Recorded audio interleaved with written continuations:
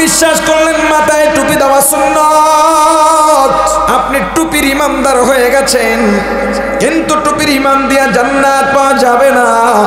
জান্নাত যদি পাইতে চান টুপি মাথায় দিয়া টুপির আমল করে টুপির মুসলমান হওয়া লাগবে।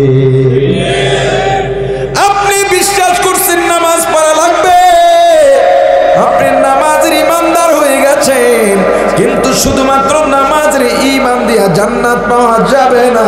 জান্নাত যদি পাইতে চান নামাজের আমল করে নামাজ আদায় করে নামাজের মুসলমান হওয়া লাগবে। ইমানদারকে আল্লাহ ইসলামে কেন ঢুকতে বললেন? অনেকগুলো জবাবের 2 নম্বর জবাব,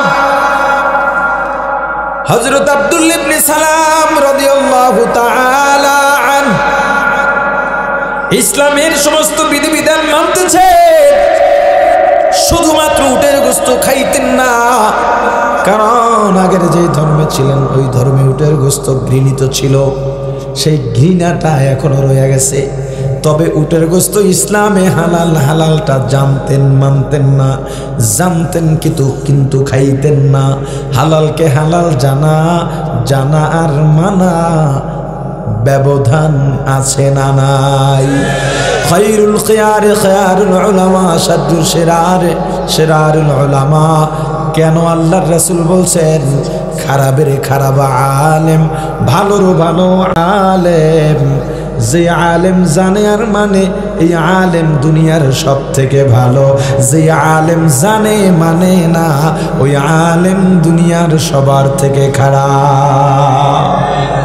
এই আলেম বলতে বুঝছেন না হুজুররা, মানে যারা জানে আর জানে না এই আলেম বলা হয়েছে। প্রাণের ভাই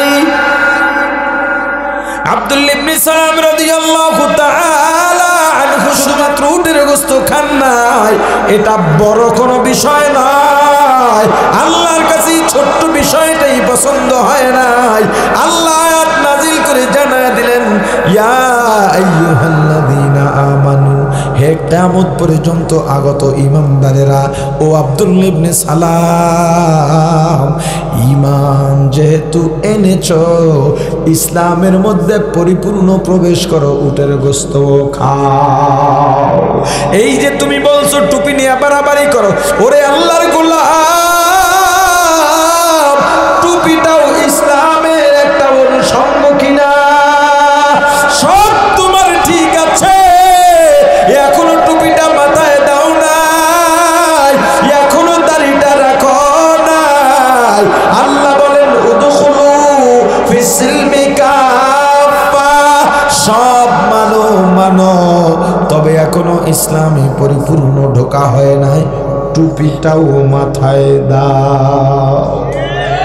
আমাকে বলেন, একটা মানুষ 5 ওয়াক্ত নামাজও পড়ে, তাহাজ্জুদ পড়ে, আওয়াবিন ইশরাক শাস্ত্রের নামাজও বাদ দেয় না, ফজরের সময় তেলাওয়াতে কাটায় দেয়, ফজরের পরে জিকির করে, তেলাওয়াত করে, ইশরাক পরে পরে শাস্ত্রের নামাজ পড়ে, জোহরের সময় আগে পরে সুন্নতে জায়েদাও পরে, মুআক্কাদা তো আছেই, আসরের আগে 4 রাকাত সুন্নত পরে, আসরের পরে দোয়া দুরূদ জিকির করে ইস্তেগফার পরে মাগরিব কাটিয়ে দেয়, মাগরিবের পরে তেলাওয়াত করে, সব আমল ঠিক আছে, হারাম খায় না হালাল খায়, এরপরে ওই লোকটা জান্নাতে যাবে এমন গ্যারান্টি কেউ দিতে পারবে নাকি?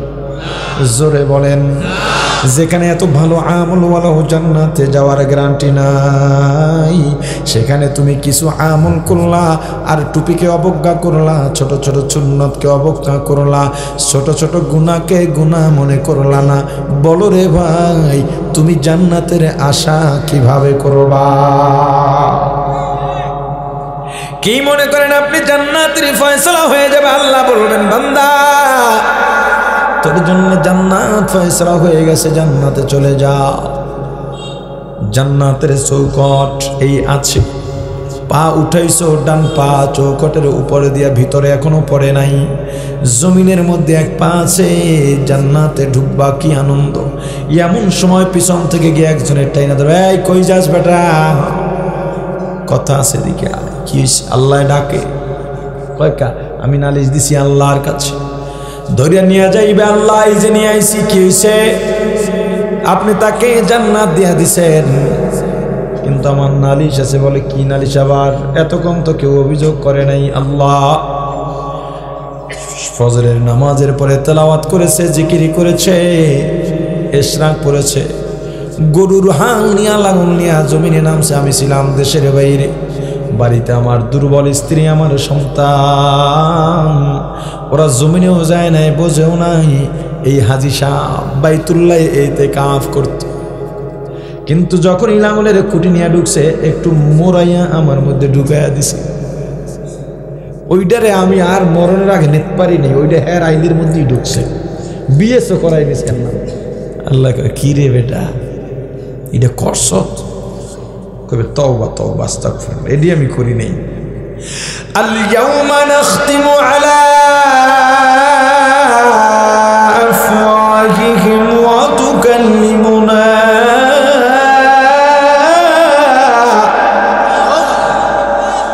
وتكلمنا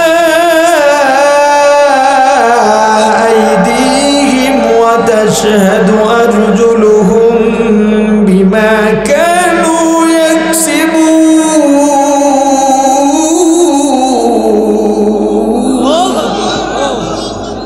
তুমি কবে আল্লাহ আস্তাগফিরুল্লাহ তওবা তওবা, আল্লাহ তোমার জবানটা বন্ধ করে দেবে। হাতে কইবা আল্লাহ হ। এই আমার দিয়ে লাঙ্গলের গোড়াটা ধরছিল, আমার দিয়ে এমনি মোরানি দিছিল। আজি সাহেব কই ওরে হাত তোরে কত লোশন দিলাম, কত সাবান মাখলাম তোরে আমি, কত তোল দিলাম তোরে আমি, একটু ফুটো হয়ে গেছিল ব্যান্ডেজ দিয়ে রাখছি, কত যত্ন করছি তোরে, তুই আজকে আমার বিরুদ্ধে। পা সাক্ষ্য দিবে, পালাবার জায়গা নাই, মিথ্যা বলার সুযোগ দুনিয়ায় সাবাবাজি করে যাও, করো যত পারো করো, মাস্তানি করো করো, চাঁদাবাজি করো করো, সন্ত্রাসী করো করো, জোর খাটাও খাটাও, কিয়ামতের ময়দান অপেক্ষা।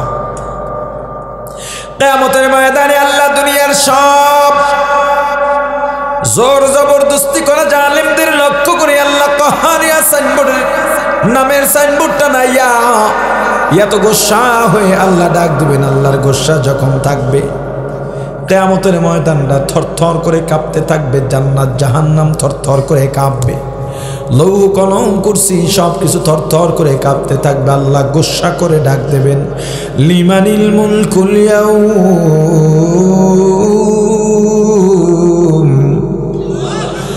লিল্লাহিল ওয়াহিদিল কাহ্হার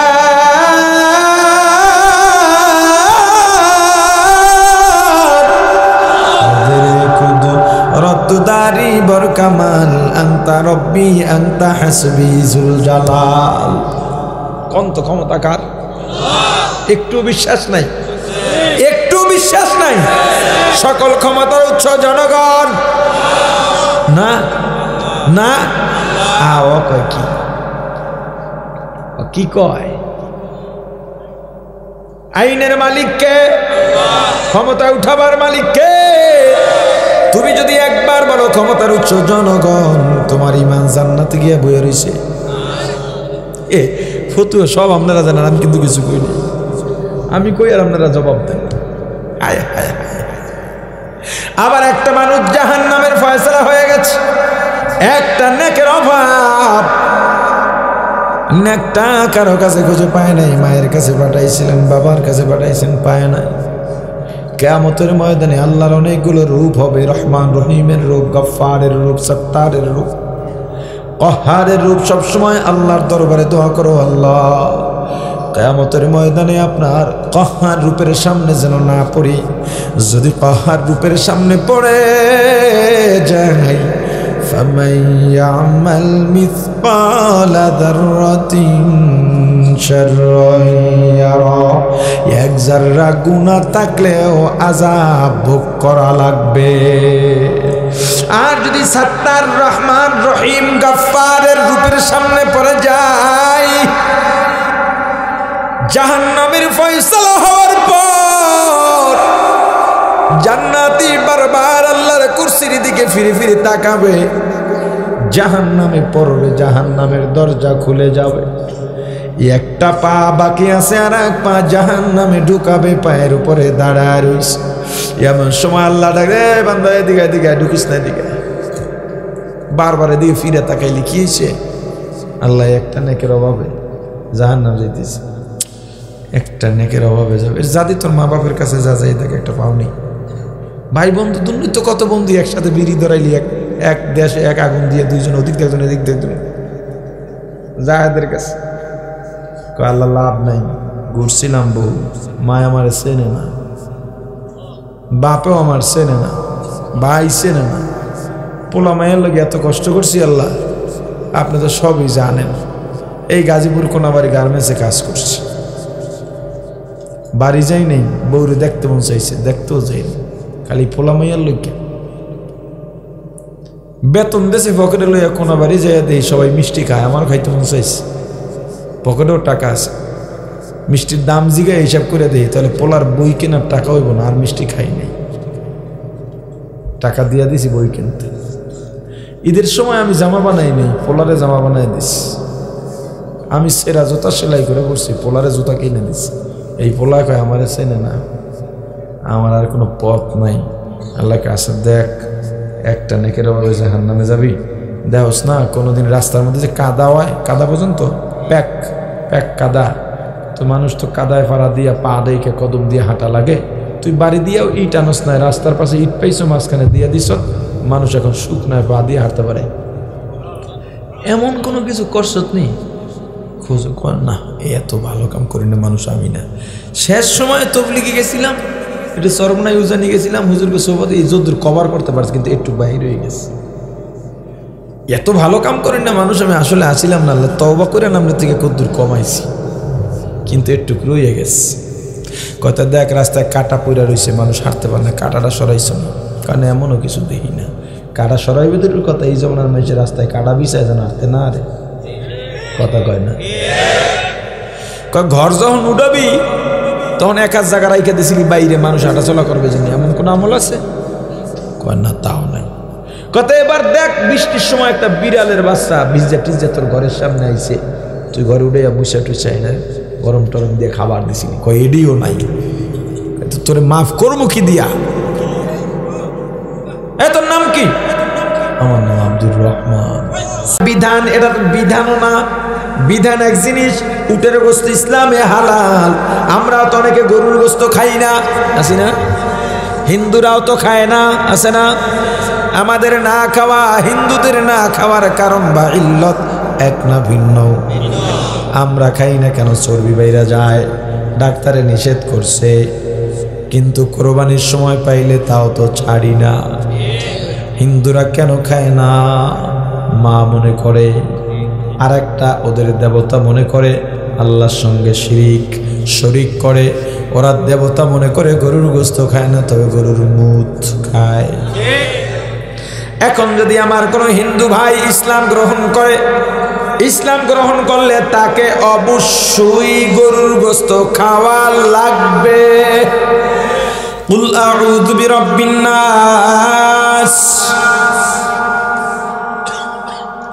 পয়গম্বরকে আল্লাহ বলে দিয়েছেন, পয়গম্বর দুনিয়ার মানুষকে আপনি আশ্রয় গ্রহণ করতে বলেন, আশ্রয় চাইতে বলেন, আউযু, আমরা আশ্রয় চাই বিরাব্বিন নাস, মানুষের রবের কাছে। কার কাছে? জোরে বলেন। মালিকিন নাস, মানুষের মালিকের কাছে। ইলাহিন নাস, মানুষের ইলার কাছে। মানুষের রব, মানুষের মালিক, মানুষের ইলার কাছে আমরা আশ্রয় প্রার্থনা করি। কিসের থেকে? মিন শাররিল ওয়াসওয়াসিল খান্নাস, খান্নাস যে ধোঁকা দেয়, ধোঁকার অনিষ্ট থেকে, খারাপিয়াত থেকে। কখন ধোঁকা দেয়, কোথায় ধোঁকা দেয়? আল্লাযী ইউওয়াসওয়িসু ফি সুদুরিন নাস, খান্নাস যখন অন্তরে ধোঁকা দেয়, ওই ধোঁকা থেকে আশ্রয় চাই। এই যে খন্নাস, এই খন্নাস কি কি? মিনাল জিন্নাতি ওয়ান নাস। জিন খন্নাস আর মানুষ খন্নাস। তো জিন খন্নাস তো দেখি না, মানুষ খন্নাস দেখি কিনা? কথা কয় না? মানুষ খন্নাস দেখা যায় কিনা? এটাও হতে পারে প্রকাশ্য দুশমন। এবার বলেন আল্লাহ ডাকছেন কাদেরকে? জোরে বলেন। হুকুম করলেন কি? ভুলে গেছে। ইসলামে পরিপূর্ণ ঢুকতে আল্লাহ ডেকেছেন কাদেরকে? এই যে জবাব দেন না, শোনেন আপনাদের ইমানদার কি আল্লাহ বলছেন? আল্লাহ ডাকছেন কাদেরকে? আবার কোন হুকুম করছেন কি? ইসলামে পরিপূর্ণ ঢুকতে। সুআলে মুকাদ্দার, ইমানদার তো এমনি ইসলামের মধ্যে থাকার কথা, এরপরেও ইসলামে কেন ঢুকতে বলেছেন? শুধু এই এক জায়গায় নয়, আল্লাহ কুরআনুল কারীমের বিভিন্ন জায়গায় ইমানদারদের ডেকেছেন আর এক একটা হুকুম করেছেন। যেমন আল্লাহ এক জায়গায় বলেন, ইয়া আইয়ুহাল্লাযীনা আমানুত্তাকুল্লাহ,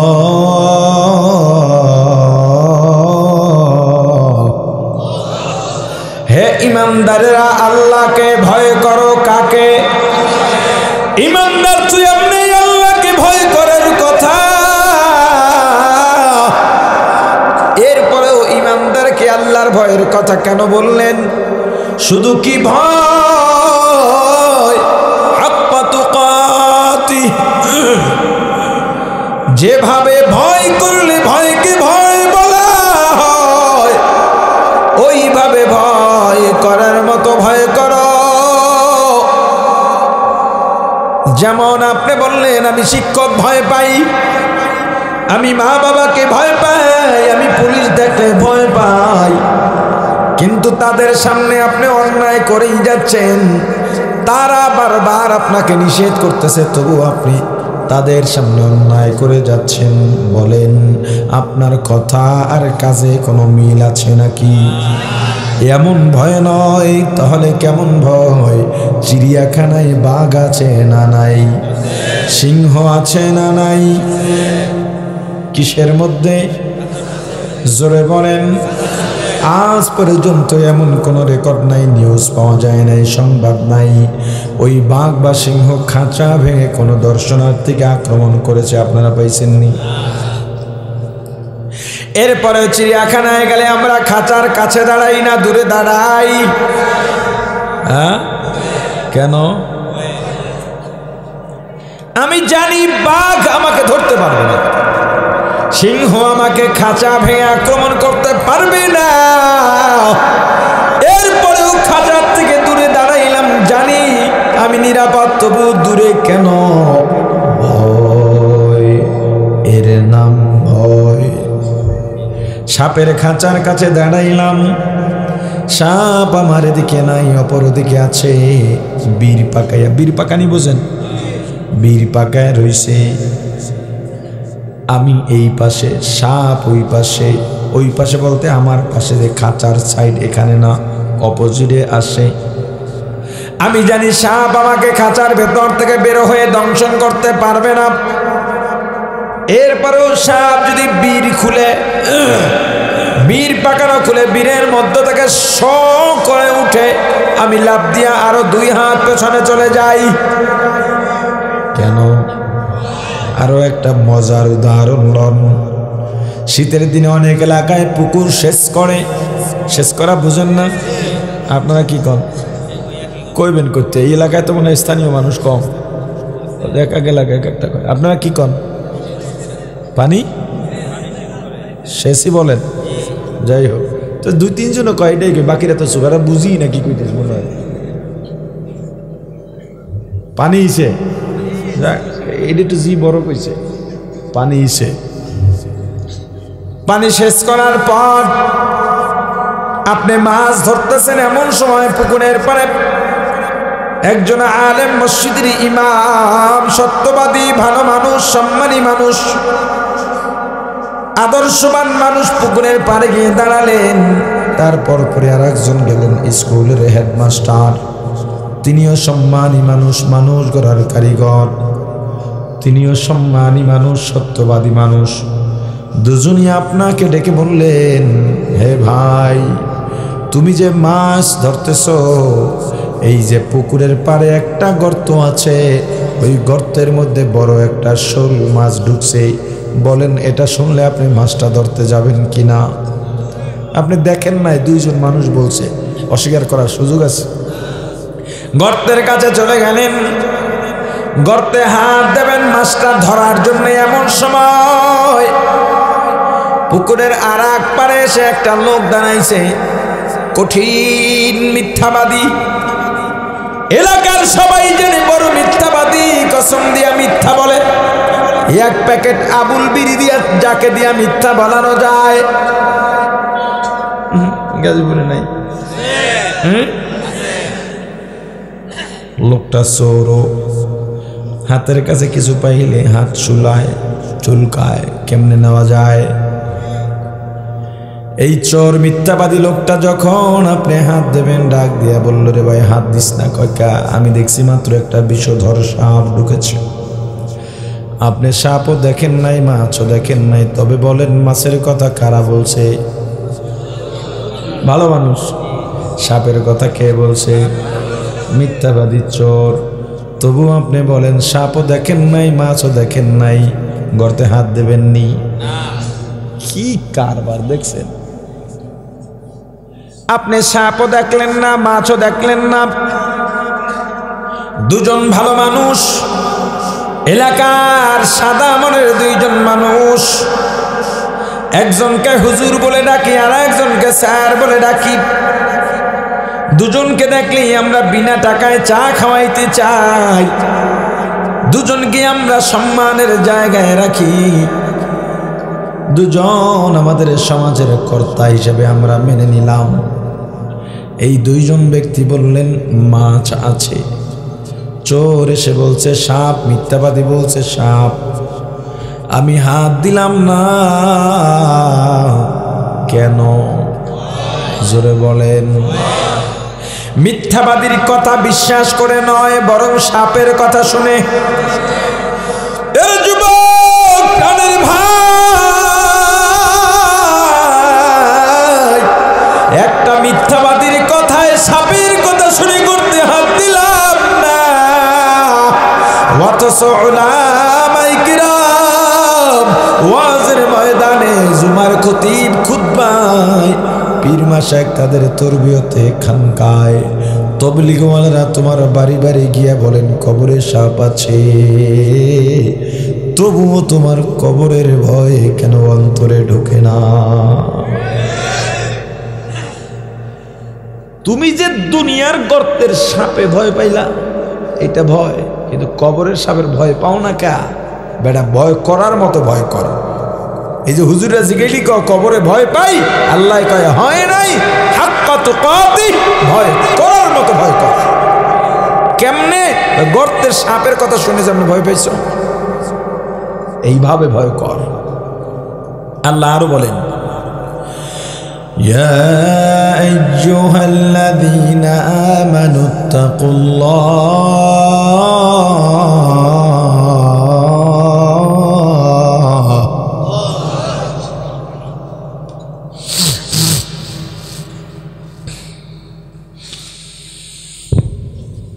ইয়া আইয়ুহাল্লাযীনা আমানুত্তাকুল্লাহ লা তামুতুন্না ইল্লা ওয়া আনতুম মুসলিমুন।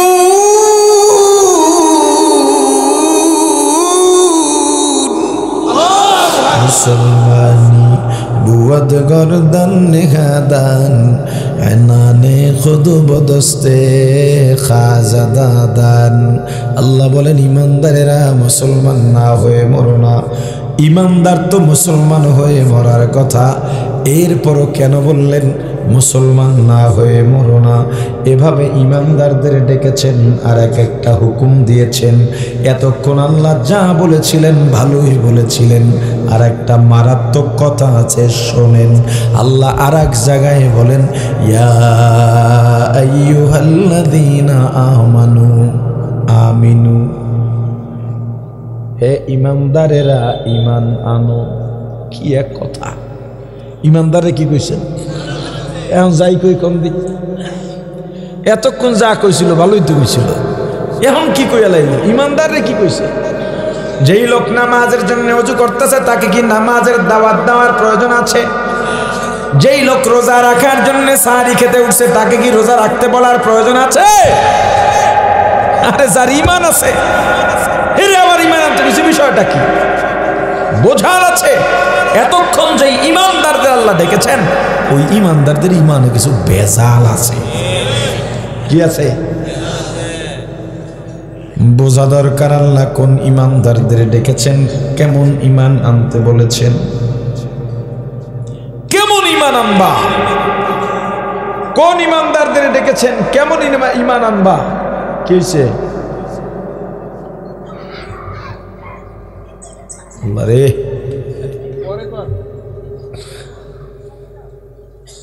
এখন অনেকে বলে না, আরে হুজুর নামাজ না পড়লে কি আমার ইমান আছে? কথা সত্য, কথা সত্য। আর সত্য কথা মিয়া, আমি কই সত্য কই মিথ্যা? কয় নামাজ না পড়লেও কি ইমান আছে? কথা সত্য। রোজা না রাখলেও বলে ইমান আছে, কথা সত্য। রোজা না রাখলেও ইমান থাকতে পারে, নামাজ না পড়লেও ইমান থাকতে পারে। ওরে আল্লাহর গোলাম, তবে ওই ইমান দিয়া জান্নাত পর্যন্ত পৌঁছাইতে পারবা না। ইমান আছে, আর ইমান না থাকলে বেনামাজি রাসূলের অবমাননার রাস্তায় নামে। আপনি দেখছেন শুক্রবার রাসূলের অবমাননার সময় রাস্তায় সামনে দৌড়ায় হুজুর না, লাফায় সব যুবক। খবর নিয়ে দেন জুম্মা ছাড়া পড়ে না, বরং জুম্মাও পড়ে না। রাসূলের অবমাননার কথা শুই না মসজিদে গেছে, আজকে ফাটাই এলাম আমার রাসূলের কইছে। ইমান না থাকলে, ইমান না থাকলে বেটা রাসূলের প্রতি এটা একটা অন্য জিনিস। রাসূলের প্রতি মায়ার বিষয়টাই অন্য জিনিস। আর কিছু হোক না হোক, আমার রাসূলের অবমাননা কেউ সইতে পারে না। কেমন একজন মানুষ চিন্তা করেন তো, পৃথিবীতে যত মনীষী আসছিল তারা মারা যাওয়ার পর প্রত্যেকের ব্যাপারে একটা কথা ছিল, লোকটা খুব ভালো ছিল, বেঁচে থাকলে আরো অনেক কাজ হইতো। কিন্তু আমার রাসূলের ক্ষেত্রে এই কথা নাই যে রাসূল বেঁচে থাকলে আরো কাজ হইতো। কারণ আল-ইয়াওমা আকমালতু লাকুম দীনাকুম ওয়া আতমামতু আলাইকুম নি'মাতি ওয়া রাদিতু লাকুমুল ইসলাম দীনা।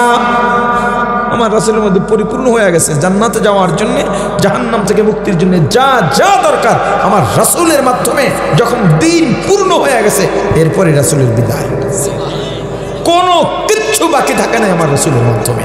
এজন্যই আমার রাসূলের পরে আর কোনো নবীর প্রয়োজন নেই, আর কোনো শরীয়তের প্রয়োজন নেই। যদি বলে আমার ঈমান আছে, ঈমান তো থাকতেই পারে। ক্বালান নবী সাল্লাল্লাহু আলাইহি ওয়াসাল্লাম, মান ক্বালা লা ইলাহা ইল্লাল্লাহ ফাদাখালাল জান্নাহ, আও কামা ক্বালান নবী আলাইহি সালাতু ওয়াসসালাম। জীবনে একবার যে বিশ্বাস নিয়ে কালেমা পড়বে, আল্লাহকে আল্লাহ বলে মানবে, কোনো না কোনো দিন জান্নাতে যাবে, যদি সে মুশরিক না হয়, মুরতাদ না হয়, নাস্তিক না হয়। একবার কালেমা পড়ছে, জীবনের নামাজও পড়ে নাই, রোজাও রাখে নাই, বিশ্বাসের সঙ্গে আল্লাহকে এক বলে মানছে, এরপর আর শিরিক করে নাই, মুরতাদ হয় নাই, নাস্তিক হয় নাই, তবে নামাজও পড়ে নাই, রোজাও রাখে নাই, পর্দাও করে নাই, এই লোকটাও কোনো না কোনো দিন জান্নাতে যাবে। কিন্তু আগে কিলগুতা খাওয়ান লাগবে বহুদিন।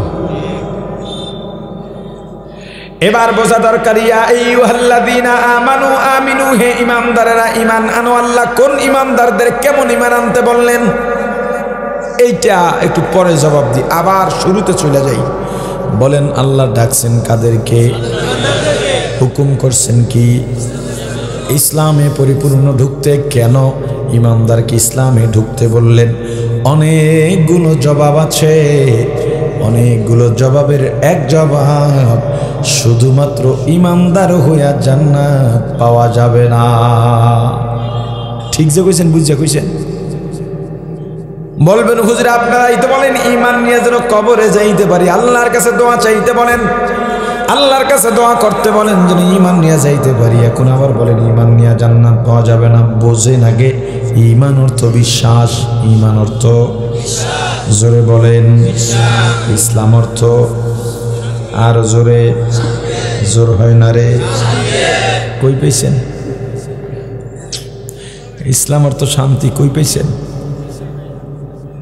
আহারে, ইসলাম অর্থ শান্তি নয়, ইসলাম অর্থ আত্মসমর্পণ করা, নত হওয়া। ইসলাম অর্থ কি? এ মিয়া কথার জবাব দিন, নাহলে বন্ধ করে দি যাবো। মাইর যে খাইব শাহিদ কাদির ভাই খাইবে, হ্যাঁ আমার দাওয়াত দিছে, এরা কমিটি ধরে ফিটবো, বেটা হুজুরে গেল মাঝখান দিয়ে। কথার জবাব দিতে হবে। কি অবস্থা, কি রাগ আছে না আমার লগে কেউ? আরে বুক মিলাই নিয়ে একদিন যাই, ওইটা বাকি রাখেন, রাগ কমাই দেন, জোরে জবাব দিতে হবে। ঈমান অর্থ জোরে বলেন ইসলাম অর্থ, ইসলাম অর্থ শান্তি নয়, তবে ইসলাম শান্তির ধর্ম। তবে ইসলাম অর্থ কি না? শান্তির। ইসলাম অর্থ কি? ইসলাম অর্থ কি? আচ্ছা, ইসলাম অর্থ শান্তি করতে আইলো, আমি জানি কইতাম নি রাত 12টার পরে, কিরোটার পরে 12টার পরে এই দেশের টিভির বাক্সে কিছু মোচওয়ালা মুরগি বসে, ঠ্যাংয়ের উপরে ঠ্যাং ফালাইয়া, এরপরে বলে এই রাসূলের অবমাননা হলে আমরা মিছিল টিছিল করি না, কথা কয় না। রাসূলের বিরুদ্ধে বললে, কোরআনের বিরুদ্ধে বললে, ইসলামের বিরুদ্ধে বললে আমরা মিছিল করি না।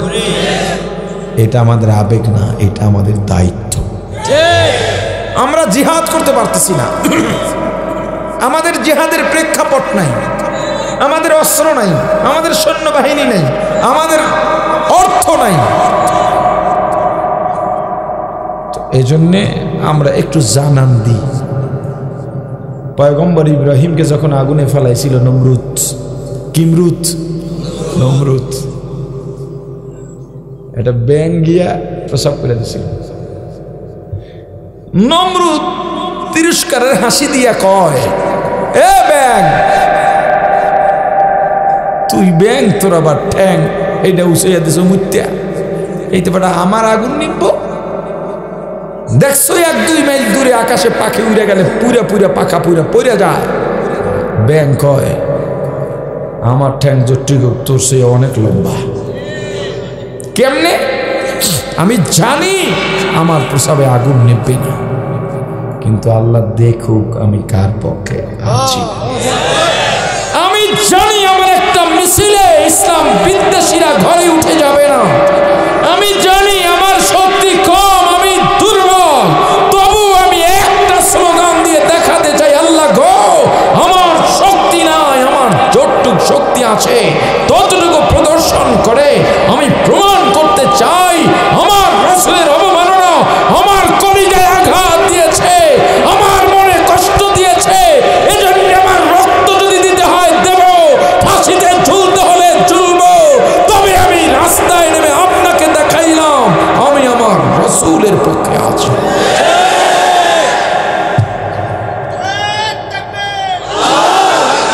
ফিরো ভাই আমার, সময় খোয়েন না, থাক শোনেন।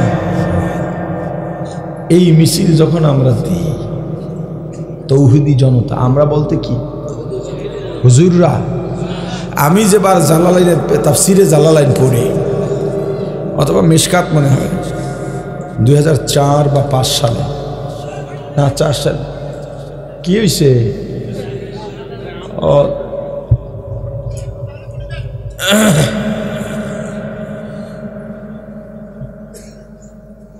2000, আমি তো 5-6 দাওরা ফারে গেছি আগের বছর। হ্যাঁ ঠিক আছে, ডেনমার্কে রাসূলকে নিয়ে কার্টুন করা হয়েছিল। এই ডেনমার্কের কার্টুনের প্রতিবাদে আমি তখন চাঁদপুরে পড়ি। চাঁদপুর বাইতুল আমিন শাপলা চত্বরে চাঁদপুরের ওলামায়ে কেরাম একটা প্রতিবাদ মিছিলের আয়োজন করেছিলেন। তাই জুমা পড়ে তখন সাইকেল চালাইয়া মাদ্রাসায় আসা যাওয়া করতাম। জুমার পরে বেরোইছি, খাওয়া দাওয়াও করি নাই। ছাত্র মানুষ, একেবারে নওজোয়ান, রক্তটক বগে, আবার রাসূল। তখন কেবল রাসূলের দরুদ পড়া শুরু করছি। কেমন আগে পড়েন নাই? এটা হুজুররা বুঝছে। মেশকাত আর দাওরার ছাত্রেরা রাসূলের উপর যে পরিমাণ দরুদ পড়ে, আওয়াম মানুষের নিঃশ্বাসের সংখ্যাও তার থেকে অনেক কম। এত বেশি দরুদ পড়ে, আলহামদুলিল্লাহ। মাদ্রাসার ছাত্রদের ফজিলত থাকবে না, কাদের থাকবে? এরপর অনেকে কয় মাদ্রাসার ছাত্র মানে তালবে আলিমগুলোকে শয়তানার দুটো বেশি দেয়। এটা গাজীপুরে কয়টায় না? হ্যাঁ, আমার রাসূল বলেন ওদের পায়ের নিচে রহমতের ফিরিস্তারা নূরের পাখা বিছাইয়ে দেয়। আমার রাসূল বলেন ওরা দিন শেখা অবস্থায় মারা গেলে শহীদ। এরা নিয়মিত দরুদ পড়ে, আপনি কোন শয়তান দুইটা বেশি থাকে। খবরদার আর বলবেন না এগুলো। তা আমি আমার পরের মসজিদের সামনে দেখি কয়েকজন তাগড়া যুবক দাঁড়ায় রয়েছে। সাইকেলটা দাঁড় করে দিদি সেন্ট, বাপরে বাপ! ওটা আমার জীবনে ওইটাই আমি অন্তত মসজিদের বেতন, মসজিদে নামাজ পড়াইতাম আর মাদ্রাসায় পড়াইতাম, এই সব বেতন মিলাইয়া ওর একটা সেন্ট কিনতে পারতাম না মনে হয়। দাঁড়ায় গেছি, নতুন টুপি মাথায়, জামা ইস্ত্রি করা, বগুলের তলে দামি যায় নামাজ, দাঁড়ায় রয়েছে।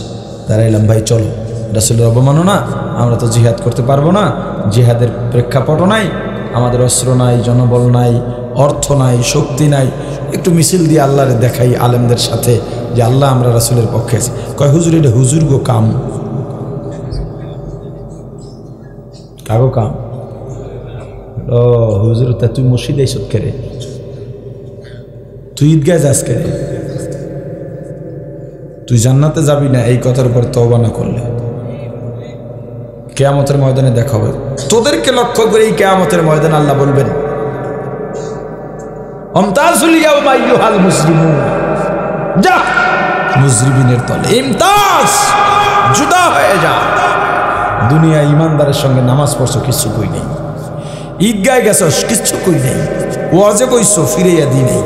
এক প্লেটে ইফতার করছো, খাইছো, রিজিক বন্ধ করে দি নেই। আজকে জুদা হ। মুমিন আর মুনাফিক, মুমিন আর কাফের একসঙ্গে থাকতে পারবে না। নেককার আর গুনাহগার, কোন পীরের মুরিদ, কোন দলের সমর্থক, সব ভুলে এক কাতারে দাঁড়িয়ে ইসলামের পক্ষে আওয়াজ তোলো, ইসলাম বিদ্বেষীদের প্রতিহত করো। এটাই তোমার দায়িত্ব। এই যে আমরা মিছিল টিছিল দিই, তখন ওই যে টিভির বাক্সে রাত 12টায় বয়, ওখানে বইয়া বাপ কি মনে করে এই দেশের মালিক ওরা। ওগো যে আলোচনার সময় আমরা কেউ শুনি না, আমাকে ঘুম আসে না। কালকে আমরা কাম করুম, আমরা তোর দালাল না যে বিদেশ থেকে টেহা পাইয়া। বড় কথা কই, কথা কয় না? আমাকে কাল কাম না করলে তো ঘরে চুলা জ্বলবে না, পাইলা উঠবে না। তুই তো বেটা বাইরের থেকে টাকা পাস, তুই তো দালাল, তুই এজেন্ট, তুই চাটুকার। তুই রাত 12টার সময় ওখানে বসে চাপা মারো, সেটা আমরা শুনি না।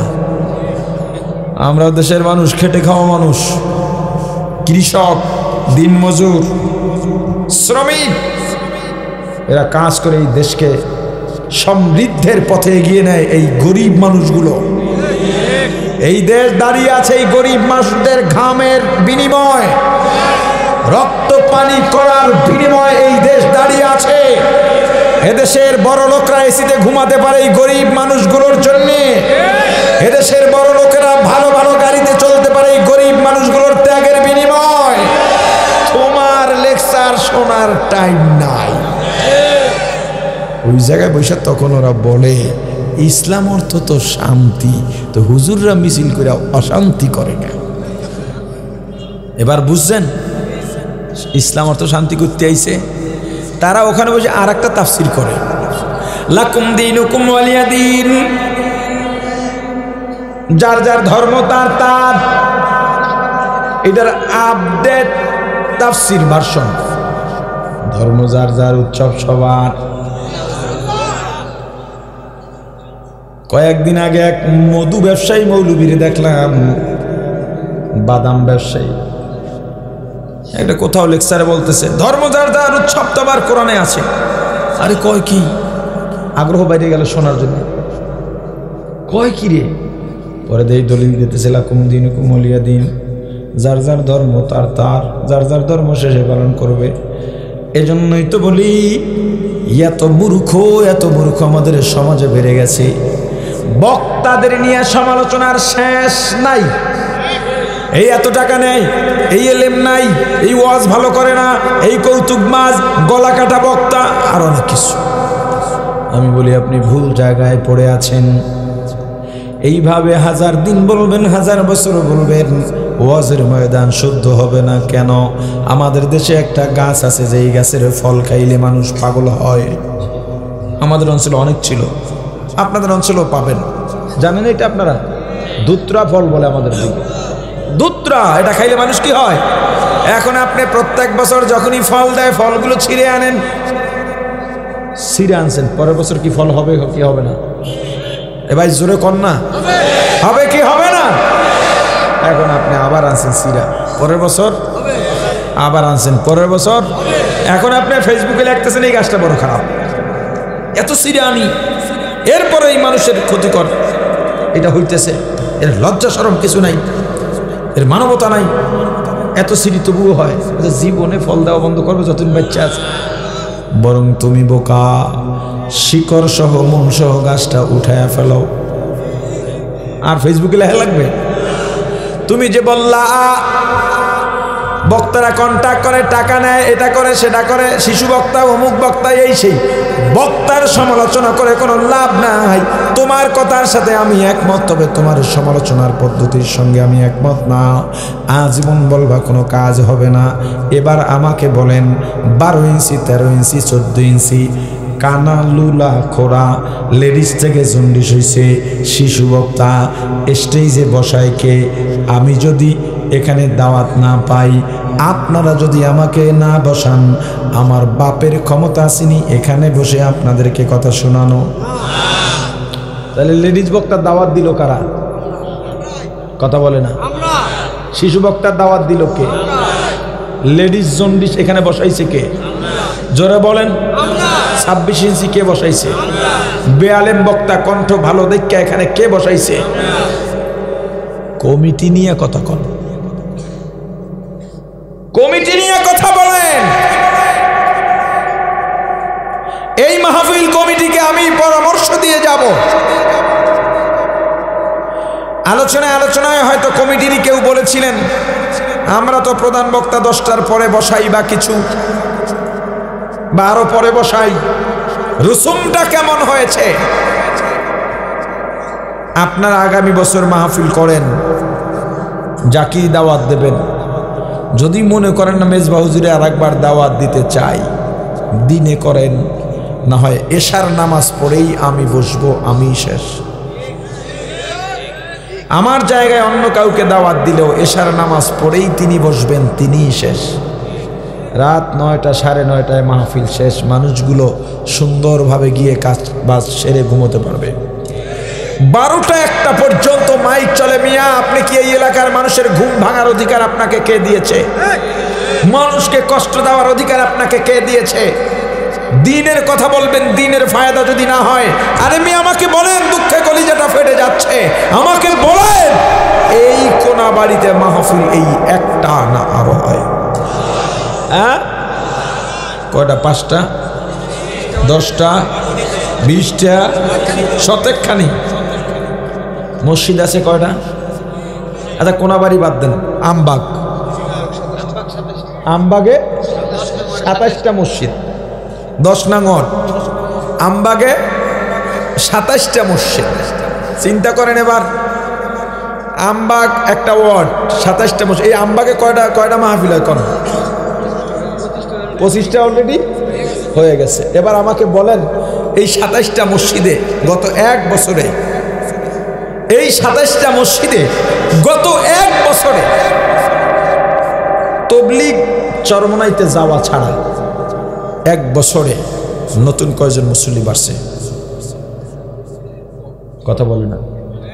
কম কি? একজনও বাড়ছে? পারেন দেখাইতে? একটা মাহফিলের পরে 2-4 জন মুসল্লি যদি নতুন না বাড়ে, 5টা মহিলা যদি খাস পর্দায় না ঢোকে, 2-4টা যুবক যদি দিনের পথে চলে না আসে, ওই মাহফিল দিয়ে কি ফায়দা বলেন?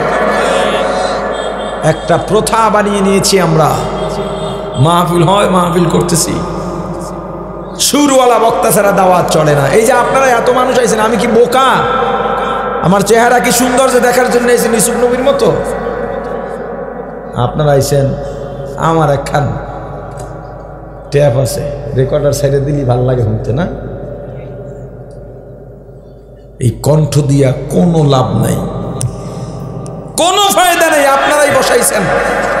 আমি আলেম, আমি কিছু জানি কি জানি নাই তাহাকিক আপনারা করেন নাই, এটাই ঠিক।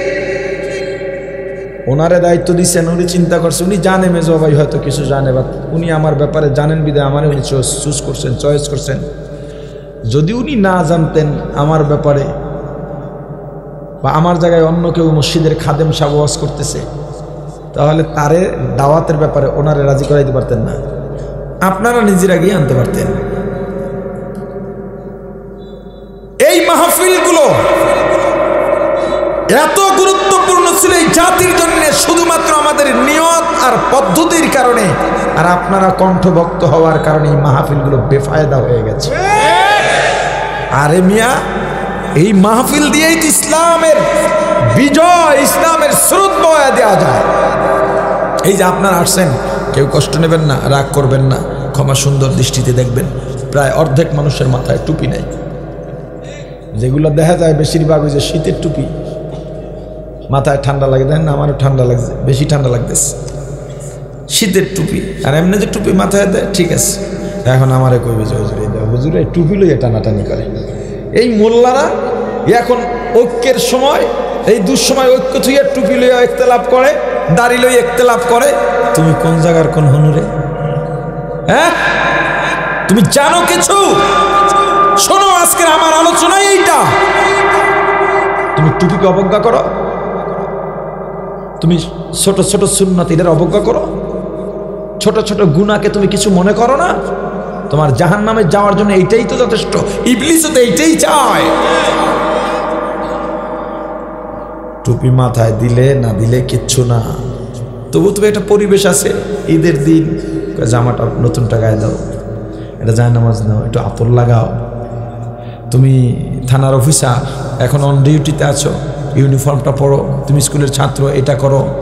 তো ওয়াজের ময়দান, তো এখানে তো একটু টুপিটা মাথায় দিয়ে যাওয়া দরকার। এই পরিবেশটা তো সেই আবেদন রাখে না, কিন্তু আপনারা দিয়ে আসেননি। আমি আপনাদের দোষ দিচ্ছি না, এটা আমাদের সিস্টেম এভাবে পাল্টে গেছে।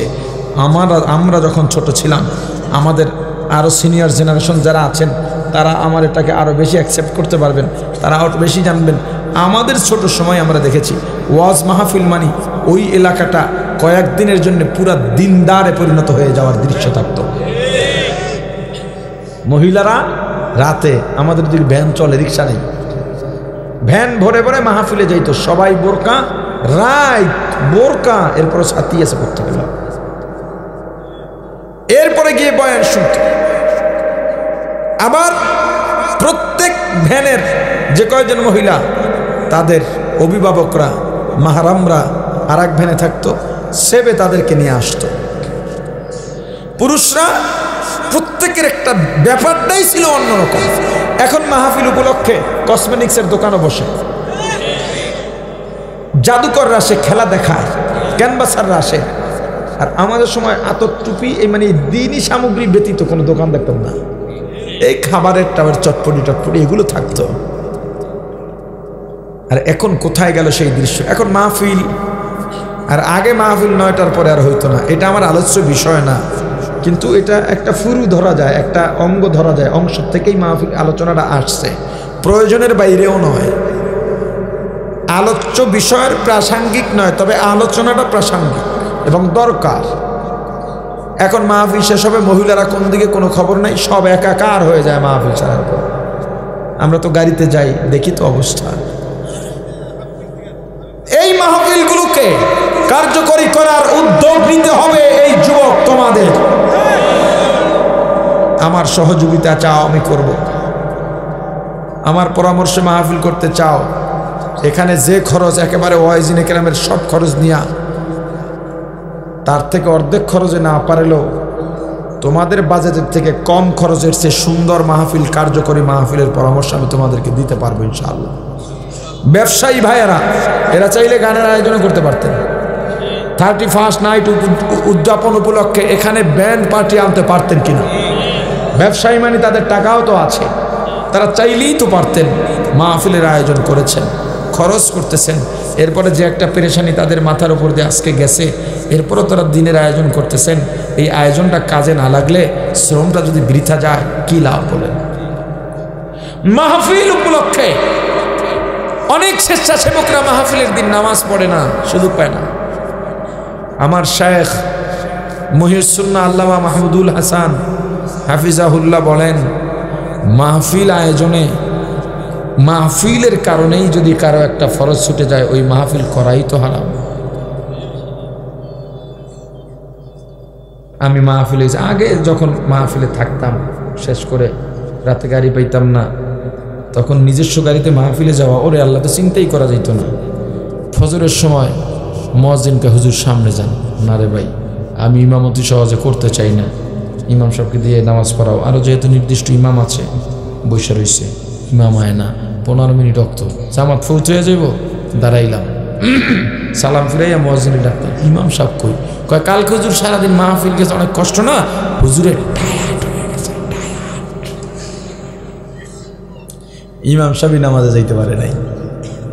এখানে যারা 5 ওয়াক্ত মুসল্লি নামাজি, 12টায় ছেড়ে দেব। আমি তো শঙ্কায় আছি, 11টায় ছাড়লে এদের অবস্থা জানি কি হয়। 12টায় ছেড়ে দেব। অনেক নিয়মিত নামাজির নামাজও কাজা হওয়ার শঙ্কা আছে। যারা নামাজ পড়ে না, ওরা তো পড়বেই না।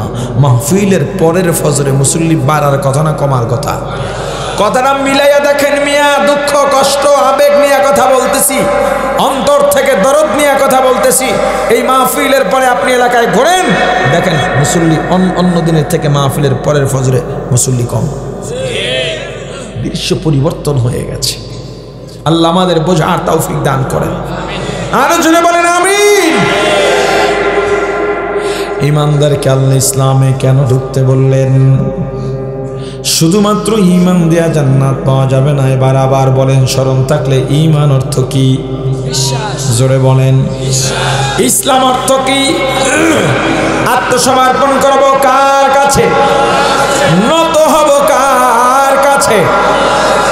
কিভাবে নত হব, কিভাবে আত্মসমর্পণ করব? আল্লাহ যা বলেছেন তা পালন করার মাধ্যমে, অর্থাৎ আমল করার মাধ্যমে। অতএব বলা যায় ইসলাম আমলের নাম। কিসের নাম? সবাই বলেন, ইসলাম। ঈমান বিশ্বাসের নাম। ঈমান, ইসলাম।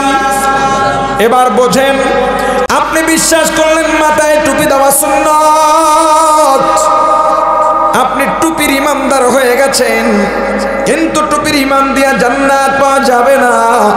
জান্নাত যদি পাইতে চান, টুপি মাথায় দিয়া টুপির আমল করে টুপির মুসলমান হওয়া লাগবে। আপনি বিশ্বাস করছেন নামাজ পড়া লাগবে, আপনি নামাজের ইমানদার হয়ে গেছেন, কিন্তু শুধুমাত্র নামাজের ঈমান দিয়া জান্নাত পাওয়া যাবে না। জান্নাত যদি পাইতে চান, নামাজের আমল করে, নামাজ আদায় করে নামাজের মুসলমান হওয়া লাগবে। ইমানদারকে আল্লাহ ইসলামে কেন ঢুকতে বললেন? অনেকগুলো জবাবের 2 নম্বর জবাব, হযরত আব্দুল্লাহ ইবনে সালাম রাদিয়াল্লাহু তাআলা আনহু ইসলামের সমস্ত বিধিবিধান মানতেছে, শুধুমাত্র উটের গোশত খাইতেন না। কারণ আগের যে ধর্মে ছিলেন, ওই ধর্মে উটের গোশত ঘৃণিত ছিল, সেই ঘৃণাটা এখনো রয়ে গেছে। তবে উটের গোশত ইসলামে হালাল, হালালটা জানতেন, মানতেন না। জানতেন কিন্তু খাইতেন না। হালালকে হালাল জানা, জানা আর মানা ব্যবধান আছে না নাই? খায়রুল খিয়ার খিয়ারুল উলামা, শাদ্দুল শিরার শিরারুল উলামা। কেন আল্লাহর রাসূল বলছেন খারাপের খারাপ আলেম, ভালোর ভালো আলেম। যে আলেম জানে আর মানে এই আলেম দুনিয়ার সব থেকে ভালো। যে আলেম জানে মানে না ওই আলেম দুনিয়ার সবার থেকে খারাপ। এই আলেম বলতে বুঝছেন না হুজুররা, মানে যারা জানে আর জানে না এই আলেম বলা হয়েছে। প্রাণের ভাই আব্দুল্লাহ ইবনে সালাম রাদিয়াল্লাহু তাআলা আনহু শুধুমাত্র উটের গোশত খান নাই, এটা বড় কোনো বিষয় নয়। আল্লাহর কাছে ছোট্ট বিষয়টাই পছন্দ হয় নাই। আল্লাহ আয়াত নাজিল করে জানায় দিলেন, ইয়া আইয়ুহাল্লাযীনা আমানু, হে কিয়ামত পর্যন্ত আগত ঈমানদারেরা, ও আব্দুল্লাহ ইবনে সালাম, ঈমান যেহেতু এনেছো, ইসলামের মধ্যে পরিপূর্ণ প্রবেশ করো, উটের গোশত খাও। এই যে তুমি বলছো টুপি নিয়ে বাড়াবাড়ি করো, ওরে আল্লাহর গোলাম, টুপিটাও ইসলামের একটা অনুষঙ্গ কিনা? সব তোমার ঠিক আছে, এখনো টুপিটা মাথায় দাও নাই, এখনো দাড়িটা রাখো নাই। আল্লাহ বলেন উদখুলু ফিস-সিলমি কাফা, সব মানো, তবে এখনো ইসলামে পরিপূর্ণ ঢোকা হয় নাই, টুপিটাও মাথায় দাও। আমাকে বলেন, একটা মানুষ 5 ওয়াক্ত নামাজও পড়ে, তাহাজ্জুদ পড়ে, আওয়াবিন ইশরাক শাস্ত্রের নামাজও বাদ দেয় না, ফজরের সময় তেলাওয়াতে কাটায় দেয়, ফজরের পরে জিকির করে, তেলাওয়াত করে, ইশরাক পরে, এরপরে শাস্ত্রের নামাজ পড়ে, জোহরের সময় আগে পরে সুন্নতে জায়েদাও পরে, মুআক্কাদা তো আছেই, আসরের আগে 4 রাকাত সুন্নত পরে, আসরের পরে দোয়া দুরূদ জিকির করে, ইস্তেগফার পরে মাগরিব কাটিয়ে দেয়, মাগরিবের পরে তেলাওয়াত করে, সব আমল ঠিক আছে, হারাম খায় না হালাল খায়, এরপরে ওই লোকটা জান্নাতে যাবে এমন গ্যারান্টি কেউ দিতে পারবে নাকি? জোরে বলেন। যেখানে এত ভালো আমল ওয়ালা জান্নাতে যাওয়ার গ্যারান্টি নাই, সেখানে তুমি কিছু আমল করলা আর টুপিকে অবজ্ঞা করলা, ছোট ছোট সুন্নতকে অবজ্ঞা করলা, ছোট ছোট গুনাহকে গুনাহ মনে করলা না, বলো রে ভাই তুমি জান্নাতের আশা কিভাবে করবা? কি মনে করেন আপনি জান্নাতের ফয়সালা হয়ে যাবে? আল্লাহ বলবেন, বান্দা তোর জন্য জান্নাত ফয়সালা হয়ে গেছে, জান্নাতে চলে যাও।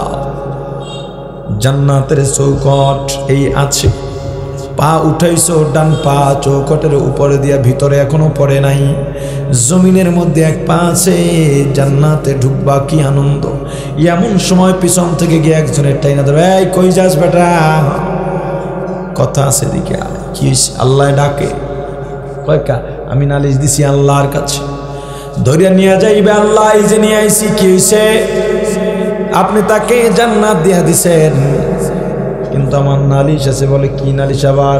এতক্ষণ তো কেউ অভিযোগ করে নাই। আল্লাহ ফজরের নামাজের পরে তেলাওয়াত করেছে, জিকির করেছে, ইশরাক পড়েছে, গরুর হাং নিয়া লাঙল নিয়া জমিনে নামছে, আমি ছিলাম দেশের বাইরে, বাড়িতে আমার দুর্বল স্ত্রী, আমার সন্তান, ওরা জমিনেও যায় নাই, বোঝেও নাই এই হাজী সাহেব বাইতুল্লাহ ইতিকাফ করত। কিন্তু যখন লাঙলের খুঁটি নিয়ে ঢুকছে, একটু মোরাইয়া আমার মধ্যে ঢুকাইয়া দিছে, ওইটারে আমি আর মরণের আগে নিতে পারি নাই, ওইটা হের আইলের মধ্যেই ঢুকছে, বিয়েসও করাই দিছে। আল্লাহ কি রে বেটা এটা করছ? কবে তওবা তওবা আস্তাগফিরুল্লাহ, এডি আমি করি নাই। আল ইয়াউমা নাখতিমু আলা আফওয়াহিহিম ওয়া তুকাল্লিমুনা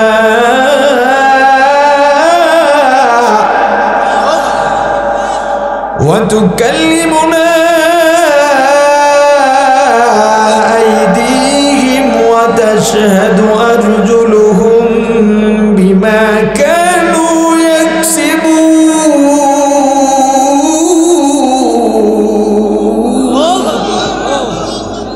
তুমি কবে আল্লাহ আস্তাগফিরুল্লাহ তওবা তওবা, আল্লাহ তোমার জবানটা বন্ধ করে দেবে। হাতে কইবে আল্লাহ এই আমার দিয়ে লাঙ্গলের গোড়াটা ধরছিল, আমার দিয়ে এমনি মোরানি দিছিল। আজি সাহেব কই ওরে হাত তোরে কত লোসন দিলাম, কত সাবান মাখলাম তোরে আমি, কত তোর দিলাম তোরে আমি, একটু ফুটো হয়ে গেছিল ব্যান্ডেজ দিয়ে রাখছি, কত যত্ন করছি তোরে, তুই আজকে আমার বিরুদ্ধে। পা সাক্ষ্য দিবে, পালাবার জায়গা নাই, মিথ্যা বলার সুযোগ দুনিয়ায় চাঁদাবাজি করে যাও, করো যত পারো করো, মাস্তানি করো করো, চাঁদাবাজি করো করো, সন্ত্রাসী করো করো, জোর খাটাও খাটাও, কিয়ামতের ময়দান অপেক্ষা। কিয়ামতের ময়দানে আল্লাহ দুনিয়ার সব জোর জবরদস্তি করা জালেমদের লক্ষ্য করে আল্লাহ কাহারিয়া সাইনবোর্ডের নামের সাইনবোর্ডটা নাইয়া এত গোসা হয়ে আল্লাহ ডাক দিবেন। আল্লাহর গোসা যখন থাকবে কিয়ামতের ময়দানটা থরথর করে কাঁপতে থাকবে, জান্নাত জাহান্নাম থরথর করে কাঁপবে, লৌহ কলম কুরসি সব কিছু থরথর করে কাঁপতে থাকবে। আল্লাহ গোসা করে ডাক দেবেন, লিমানিল মুলকুল ইয়াউম লিল্লাহিল ওয়াহিদিল কাহ্হার